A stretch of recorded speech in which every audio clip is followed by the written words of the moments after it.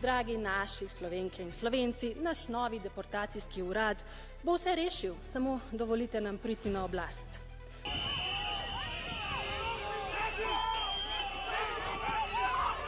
Racije, streli, umori, strah.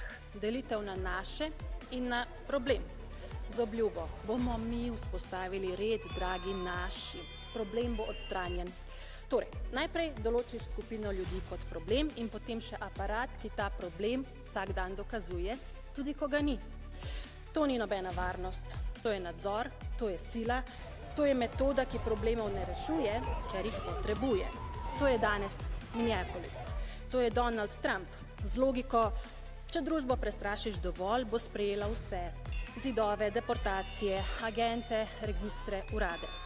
In glej ga zlomka, to je danes tudi slovenska demokratska stranka SDS z Janezom Janšo na čelu. Dragi naši Slovenke in Slovenci, naš novi deportacijski urad bo vse rešil, samo dovolite nam priti na oblast. To ni reševanje problemov, to je metoda, pokazati odločnost umetno, ustvariti občutek izrednega stanja umetno, ker prestrašen človek ne sprašuje veliko. Kot da zgodovina še nikoli ni pokazala, kam pelje takšno razvrščanje nezaželenih. Država, ki ne zna upravljati realnosti, začne upravljati ljudi. In kadar neka politika začne iskati probleme, ki jih lahko spektakularno odstranjuje, to običajno pomeni, da pravih problemov ne zna rešiti.